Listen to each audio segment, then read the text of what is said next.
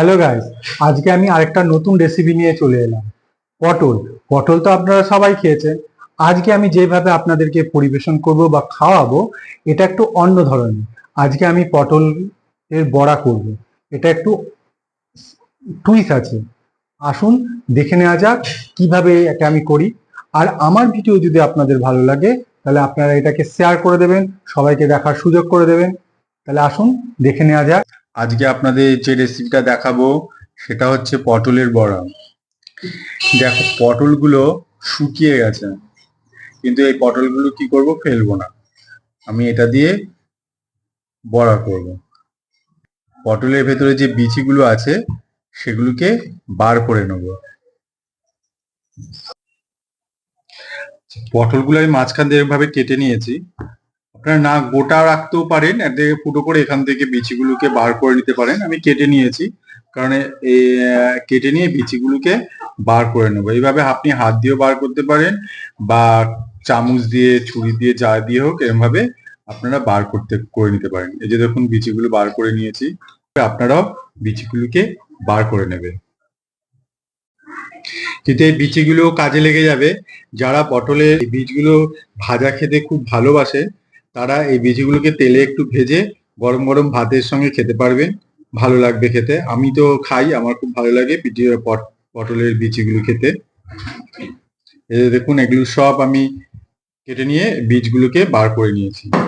এবার এই কাটা পটলগুলোকে আমি শিলনোড়াতে, বা শিলনোড়াতেও আপনারা থেতো করে নিতে পারেন, বা ছোট ছোট করে কেটে একটু মিক্সিং এ একটু এটাকে পেস্ট করে নিতে পারেন। ঠিক আছে, এবার করে নিয়ে করতে পারেন। আমি এটা মিক্সিং এই করে নেব পেস্ট, কারণ আমরা মিক্সিং এ করে নেব। এই জন্য আমি কি করেছি, এই যে পটলগুলোকে এইভাবে ছোট ছোট করে কেটে নিয়েছি। নিয়ে তারপরে আমি এটাকে একটু মিক্সিং এ পেস্ট করে নেবো। মানে পেস্ট মানে একদম মিহি করব না, একটু দানা দানা একটু থাকবে, সেইভাবেই করব। আমি মিক্সিং এ পেস্ট করে নিয়েছি। দেখুন, পেস্টটা আমি একদম মিহি করিনি, এইভাবে এইভাবে পেস্ট করতে হবে, এইভাবে পেস্ট করতে হবে। এবার এটাকে একটা পাত্রের মধ্যে ঢালবো। এটা আমি ঢেলে নিয়েছি পাত্রের মধ্যে। এবার এর মধ্যে আমি এটাতে বেসন দিয়ে দেবো।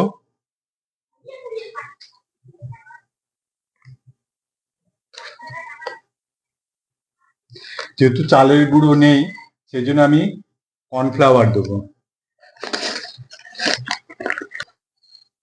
কর্নফ্লাওয়ার দিয়ে দিলাম 2 চামচ। স্বাদ অনুসারে লবণ,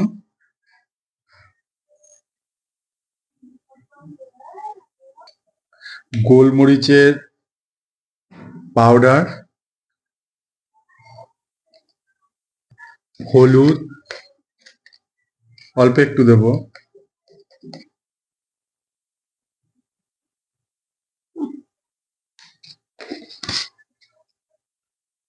দিয়ে এটাকে আমি মাখবো।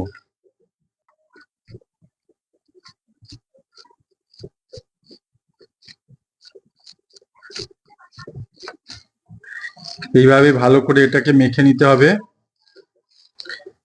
মেখে নিয়ে এগুলোকে এইভাবে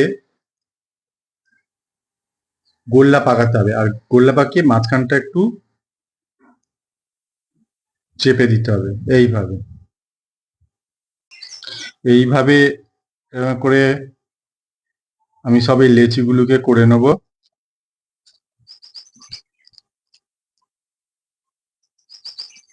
এটাকে আমি চেপে দিচ্ছি কারণ হচ্ছে, আমি যখন এটাকে ভাজবো তেলে, এটা জিনিসটা খুব সুন্দর ফ্রাই হবে। আমি তিল নিয়ে নিয়েছি। এবার এই এক একটা আমি এই তিলের মধ্যে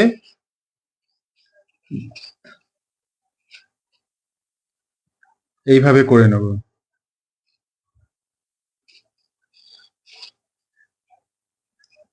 তাহলে জিনিসটা আরো ভালো হবে।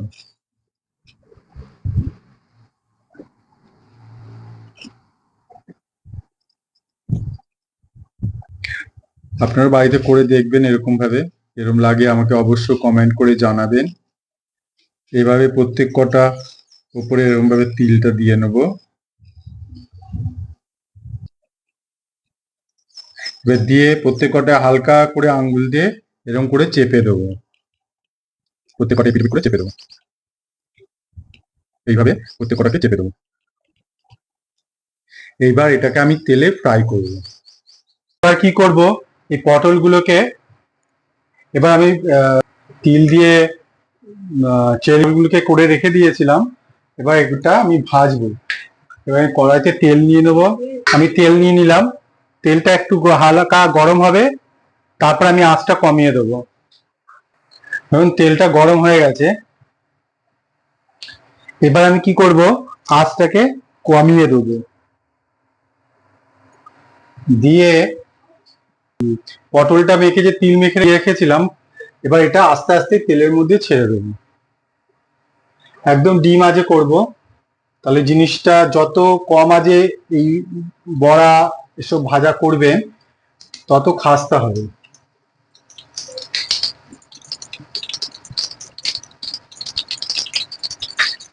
এবার এটা একটু এটা নাড়িয়ে দেবো, কারণ হচ্ছে তাহলে তেলটা সবার গায়ে লেগে যাবে।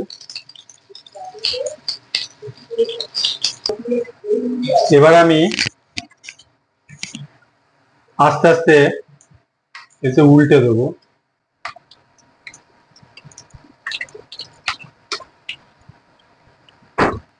উল্টে দেবো, আবার একটু ঝাঁকিয়ে দিই। ঝাঁকাচ্ছি কেন, এই সাইড গুলো আছে, সাইড গুলো বেশ ভালো ভাজা হয়ে যাবে। আর একদম এরকম আস্তে আজে করবে, তাহলে জিনিসটা খাস্তা হবে। দেখুন আমার এগুলো সব ভাজা হয়ে গেছে, সব ব্রাউন কালার হয়ে গেছে। এবার আমি একটা একটা করে নামিয়ে ফেলবো।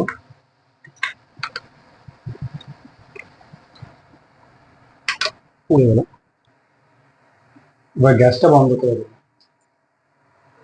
দেখুন হয়ে গেছে আমার ভাজা, কত সুন্দর হয়েছে আমার খাস্তা।